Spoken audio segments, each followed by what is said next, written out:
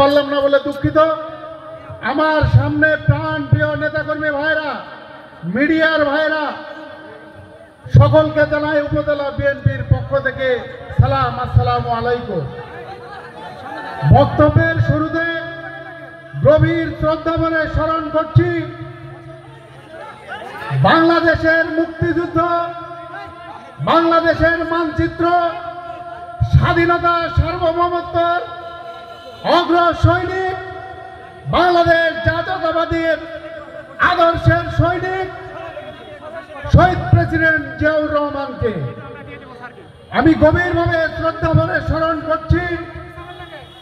Fascist Hasina সরকারের পতনে গত জুলাই আগস্টে যারা নিহত হয়েছেন, আহত হয়েছেন, তাদের প্রতি রইল আমার গভীর শ্রদ্ধা এবং সমবেদনা। গভীর শ্রদ্ধার সাথে স্মরণ করছি এই মাঠে এই গ্রামের সন্তান প্রবীণ বিএনপি নেতা ইয়াসিন আলী সুদীর্ঘ সময় বাসুপাড়া বিএনপি ঐক্যের প্রতীক ছিলেন তিনি। এই গ্রামেরই আমার সহযোদ্ধা মুস্তাফিজুর রহমান পলাশ ভাই, গত 15 দিন আগে এখানে আমি তার জানাজায় সামিল হয়েছি। প্রিয় ভাইরা, অনেক বক্তা অনেক বক্তব্য দিয়েছেন, বক্তব্য আমি দিতে চাই না, শুধু আপনাদেরকে বলতে চাই বাগমারা উপজেলা বিএনপি আমি পদবিহীনভাবে যেভাবে ঐক্যবদ্ধ করেছি, আজকের এই সফল জনসভার মাধ্যমে মৎস্যজীবী দল সকলকে একত্রিত করেছে। এর মাধ্যমে প্রমাণ হয় আমরা বাগমারা উপজেলার সকল বিএনপি ঐক্যবদ্ধ এবং একত্রিত রয়েছি। এই দীর্ঘ সময় ধরে আপনারা চেয়ারে বসে যে সহমর্মিতা এবং সহযোগিতা করলেন, তার জন্য আমি আপনাদের কাছে কৃতজ্ঞতা জানাই।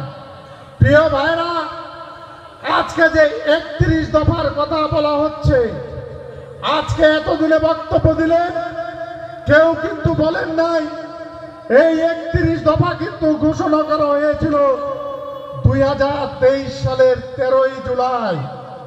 প্রিয় ভাইরা, 2023 সালের 13ই জুলাই দেশনায়ক তারেক রহমান আগামী দিনের প্রধানমন্ত্রী, বাংলাদেশের মানুষ যাকে প্রধানমন্ত্রী হিসাবে দেখার জন্য অধীর আগ্রহে বসে রয়েছেন, সেই নেতা ঘোষণা করেছিলেন এই 31 দফা।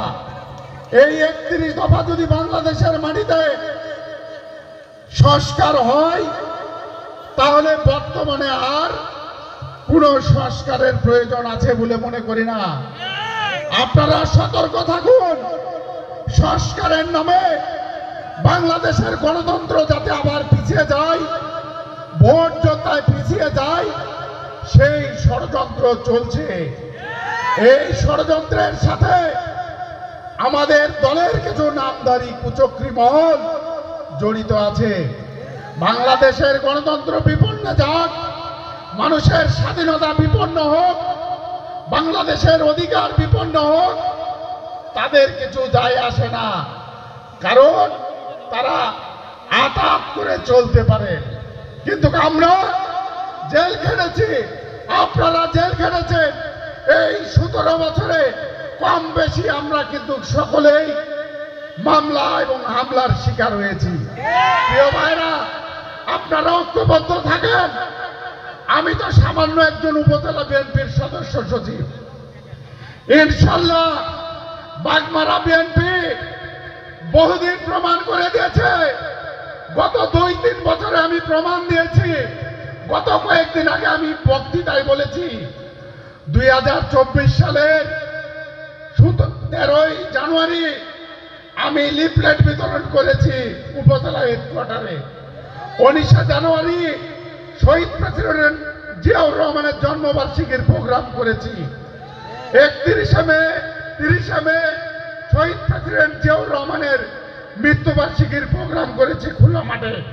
আপনারা সবাই গিয়েছেন, কিন্তু রাজশাহীর অনেক উপজেলাতে হয়নি। আপনারা আমার সাথে থাকবেন,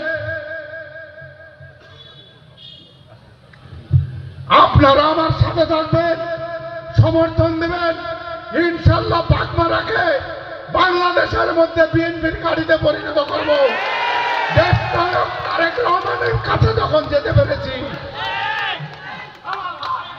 দেশ নায়ক তারেক রহমানের কাছে যখন যেতে পেরেছি,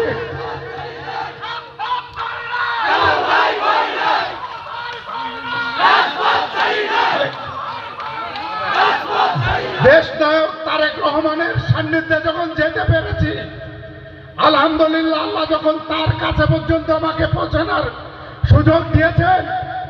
পয়সা কামাই করার জন্য রাজনীতি করি না, চিটারি বাটপাড়ি করার জন্য রাজনীতি করি না, জনগণের খেদমতের জন্য রাজনীতি করি, শহীদ প্রেসিডেন্ট জিয়াউর রহমানের আদর্শের রাজনীতি করি।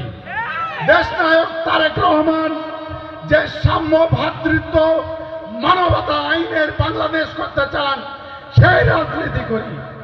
যারা জালিয়াতির রাজনীতি করেন, যারা ক্ষমতা দখলের রাজনীতি করেন, তাদেরকে বর্জন করুন এবং তাদেরকে প্রতিহত করুন। ইতিমধ্যে তারেক রহমান, জনাব দেশ নায়ক তারেক রহমান ঘোষণা দিয়েছেন, তাদের তালিকা তৈরি হচ্ছে। যারা দলের সুনাম ক্ষুণ্ণ করছেন তাদের তালিকা হচ্ছে, যারা চাঁদাবাজি করছেন তাদের তালিকা হচ্ছে। প্রিয় ভাইরা, আপনারা ঐক্যবদ্ধ থাকেন। কোন ষড়যন্ত্র বিএনপিকে রুখতে পারবে না। আগামী দিনে দল যাকে ভোট মনোনয়ন দিবেন, আমরা প্রত্যেকেই তার ভোট করব। আপনারা সতর্ক থাকবেন। অনলাইনে একটি জালিয়াতি চলছে।